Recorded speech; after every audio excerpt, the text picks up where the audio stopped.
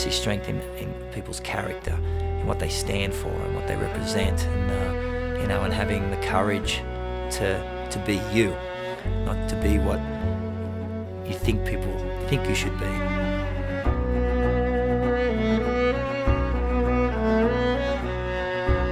Every day you're enduring some level of discomfort, and in a strange sort of way I really enjoy it. I enjoy that, taking myself to the limit.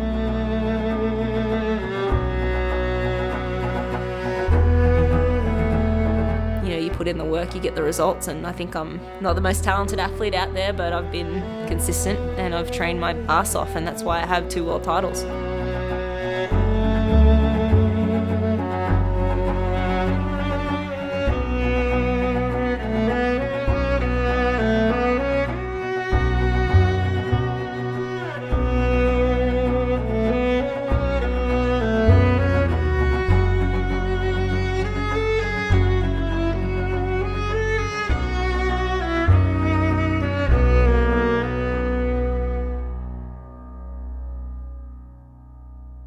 I always think the overriding factor is up here.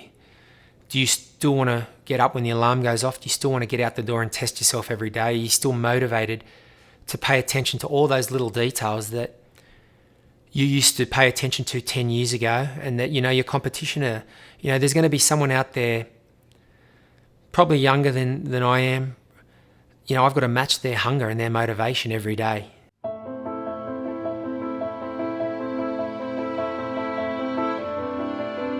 If there's one thing I've done well, it's surround myself with great people. I get strength from wanting to be strong for them, and I don't have to win to repay them, but I think I have to go about it the right way for them.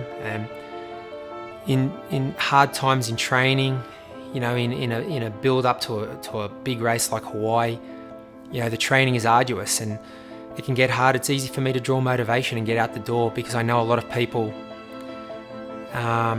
have helped me, and I want to honour that help and that friendship and that respect they've shown me. I think of the word gumption a lot. I really like that word. I think like the get up and go and the gumption to excel is really important in not only sport but in life.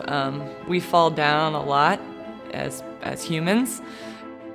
Our sport is 70% mental, right? So you need the strength to be able to prevail mentally and physically. And if the downstairs doesn't match the upstairs, it's almost impossible to prevail in a race.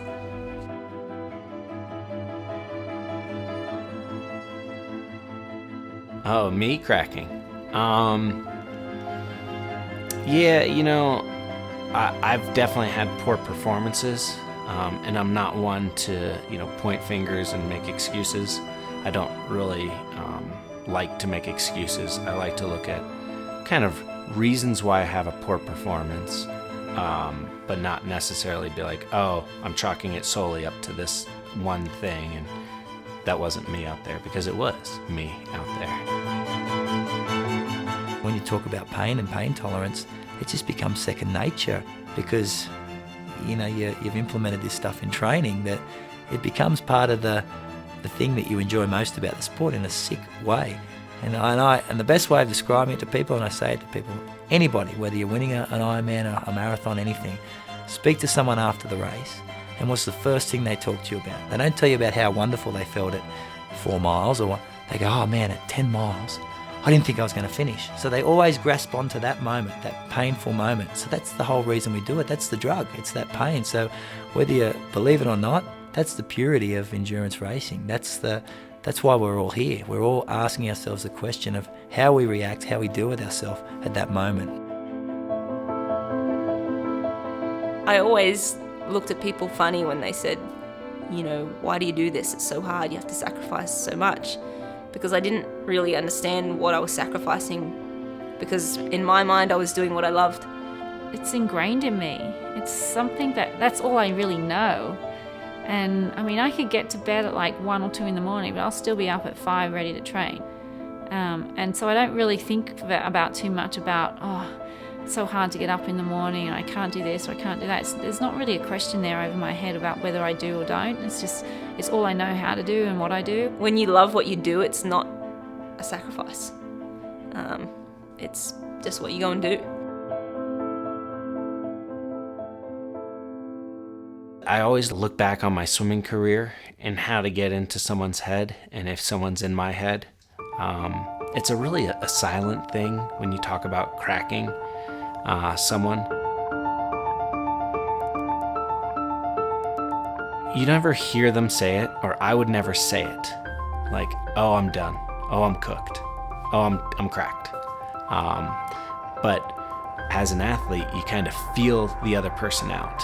And in the pool, you can be swimming in a total separate lane, totally separate space. And slowly you just creep into the other person's noggin, and you just start doing laps in their head, and you got them.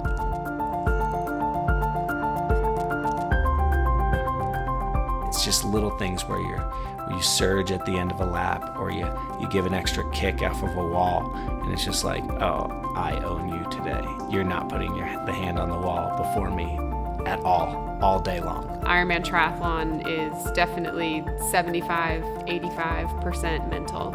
You know, I think especially once you get to the top of the echelon and you're an elite athlete, we all sort of have pretty similar physical capabilities, and a lot of the times it comes down to who wants it more, who believes in themselves more, and just who has it on the day, and a lot of that is sort of what's going on upstairs. Probably my toughest race experience was in 2010. I dropped my chain on the first hill, lost my lead, lost over a minute, really dug, got back up to the leaders, and just then, about 90K into the bike just absolutely fell apart. And I think I lost 5 or 6 minutes in the last 40K. I hit the run in, I think, 6th or 7th place, and I remember seeing my coach at about 5K and just saying, I don't feel good, this really hurts. And he said, just work through it, keep your nutrition in, keep thinking about the basics, and before you know it, I had run through the field up to 2nd place. And while I didn't defend my title, fighting through all that adversity and learning a lot about myself, and the gut check that I did internally was, for me, it was a great accomplishment.